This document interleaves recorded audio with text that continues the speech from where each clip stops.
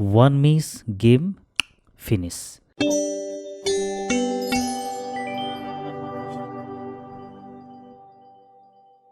यहाँहरु सम्पूर्णलाई नमस्कार। म युवराज फेरि पनि अर्को एउटा नयाँ भिडियोका साथ उपस्थित भइसकेको छु र आज हामी चर्चा गर्नेछौँ नयाँ ट्रायल सिस्टमको बारेमा।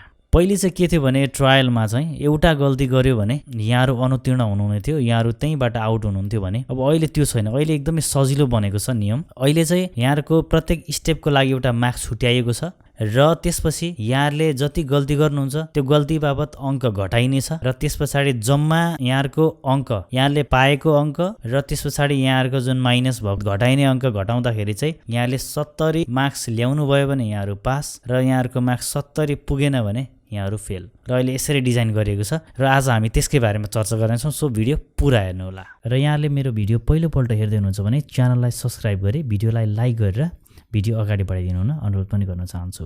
So let's start. अब सबैभन्दा पहिले चाहिँ घुमाउरो 8 हुन्छ, अंग्रेजीको 8। अब यहाँले ड्राइभिङ सेन्टरमा त्यो प्र्याक्टिस गरेर जानु भएको हुन्छ होला यो है। अब यसमा एउटा के कन्फ्युजन हुन सक्छ भने यहाँले चाहिँ अब यो दाहिनेबाट 8 घुमाउने कि देब्रेबाट 8 घुमाउने भन्ने समस्या हुन सक्छ यहाँलाई। अब यसमा चाहिँ अहिलेको नियमले के भनेको छ भने जतैबाट घुमाए नै हुन्छ, दाहिनेबाट घुमाउनुस् देब्रेबाट घुमाउनुस्, तर 8 चाहिँ घुमाउनुस्। ठिक तरिकाले चाहिँ 8 घुमाउनु पर्ने हुन्छ।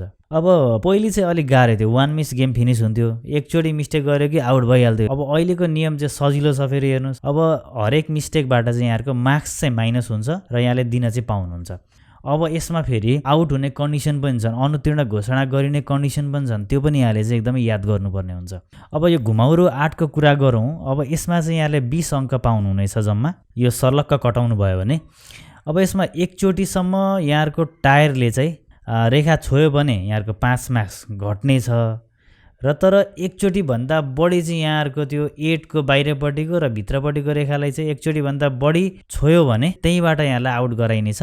यहाँहरु चाहिँ अब अरु स्टेपमा जान पाउनुहुन्न। यहाँहरुको टायरले एकचोटीसम्म रेखा छोएमा 5 मार्क्स माइनस भयो र यहाँहरुको टायरले चाहिँ एकचोटी भन्दा बढी चाहिँ अब रेखा छोयो भने आउट भयो। अब अर्को कुरा के छ भने खुट्टाले चाहिँ भुइँमा टेक्न पाइदैन। अब एकचोटी झुकेर टेक्यो भने ठिकै छ, यहाँहरुको 5 मार्क्स चाहिँ माइनस भयो र एकचोटी भन्दा बढी चाहिँ यहाँले चाहिँ खुट्टाले टेक्नु भयो भने यहाँहरु चाहिँ त्यहीबाट आउट। अर्को एकदमै इम्पोर्टेन्ट कुरा चाहिँ यहाँले सकेसम्म ट्रायलमा जाँदाखेरि चाहिँ आफ्नै बाइक लानु भयो भने चाहिँ एकदमै बेटर हुन्छ। अब अरूको बाइक लिएर जानुभएको छ भने तपाईलाई धोका दिन सक्छ, यहाँहरुको चाहिँ हात बसेको हुन्न, यहाँलाई बानी हुन्न अनि बिचैमा स्टार्ट बन्द भइदियो भने त्यो अर्को समस्या हुन्छ। र यहाँहरुको सवारीको स्टार्ट बन्द भयो भने चाहिँ यहाँहरु जुनसुकै स्टेजबाट पनि यहाँहरु आउट हुन सक्नुहुन्छ। त्यही भएर यो बाइक स्टार्ट चाहिँ बन्द हुनु भएन। र अर्को स्टेज भनेको चाहिँ साँगुरो फलेक रहेको छ, न्यारो प्ल्याङ्क भन्छ यसलाई, र यसबाट यहाँले 10 अंक पाउनुहुनेछ। साँगुरो फलेकमा चाहिँ यहाँले भुइँमा खुट्टाले टेक्नु भएन, 1 नम्बर। अर्को भनेको साँगुरो फलेक नसकिकन बिचैबाट बाइक चाहिँ तपाईको त्यो साँगुरो फलेकबाट बाहिर निस्कियो भने चाहिँ यहाँहरु त्यहीबाट आउट हुनुहुन्छ, अनुत्तीर्ण हुनुहुन्छ। यहाँले त्यो भन्दा अगाडिको स्टेप दिन पाउनुहुन्न है, यो कुरा याद गर्नु पर्यो। अब साँगुरो फलेक पनि सक्नुभयो भने अब आयो युटर्न। युटर्नको कुरा गर्दाखेरि चाहिँ युटर्नबाट यहाँले चाहिँ 10 अंक पाउनुहुनेछ। अब युटर्नमा चाहिँ इन्डिकेटर चाहिँ एकदमै याद गर्नु पर्यो। अब यहाँले इन्डिकेटर बाल्न बिर्सनु भयो भने यहाँहरुको 10 मा 10 मार्क्स गयो है। अब यसमा आउट हुने कन्डिसन चाहिँ यहाँले रेखा छुनु भएन, अंकित रेखा जुन हुन्छ लाइन, त्यो लाइन छोयो भने सक्यो, त्यहीबाट तपाई आउट। अब ट्राफिक संकेत त्यसपछि, अब ट्राफिक संकेतमा 15 मार्क्स छ र ट्राफिक संकेतको पालना नगरिकन तपाई जानुभयो भने 15 मा 15 मार्क्स स्वाहा। अब यसमा अनुत्तीर्ण हुने अवस्था केही पनि छैन। यसमा अर्को छ बम्स भन्छ, अर्को उबड खाबड। उबड खाबडमा तपाईले 15 अंक पाउनुहुनेछ। अब यसमा चाहिँ के हुन्छ भने एक पटकसम्म यहाँले चाहिँ भुइँमा टेक्नु भयो भने, खुट्टाले टेक्नु भयो भने यहाँहरुको 5 अंक घट्ने छ र तपाईको सवारी एक पटकसम्म बन्द भयो भने पनि ठीक छ, बन्द गरेर अन गरिहाल्नु भयो भने ओके, यहाँहरुको 5 मार्क्स चाहिँ घट्ने छ, यहाँलाई आउट गराइने छैन। तर एक पल्ट भन्दा बढी यहाँहरुको खुट्टाले चाहिँ भुइँमा टेक्यो भने यहाँहरु त्यहीबाट आउट। र अर्को भनेको एकचोटी भन्दा बढी चाहिँ यहाँहरुको सवारी साधन चाहिँ स्टार्ट बन्द भयो भने पनि तपाई त्यहीबाट आउट हुनुहुन्छ। यो कुरा चाहिँ याद गर्नु पर्यो। अब अर्को र्याम टेस्ट हुन्छ, यो उकालो ओह्रालो, यसमा जम्मा 20 मार्क्स छ। अब यो र्याम टेस्टमा चाहिँ के हुन्छ भने यहाँ लाइनिङ हुन्छ, यो उकालोमा र ओह्रालोमा ठ्याक्कै रोक्नुपर्ने यो लाइन हुन्छ। यो लाइनमा चाहिँ ठ्याक्कै बाइक रोक्दा रोक्दै लाइन ठ्याक्कै क्रस गर्यो भने तपाई आउट, अथवा तपाईको बाइक चाहिँ रोकिन सिधै गयो भने लाइन कटेर गयो भने त्यो पनि तपाई आउट हुनुहुन्छ।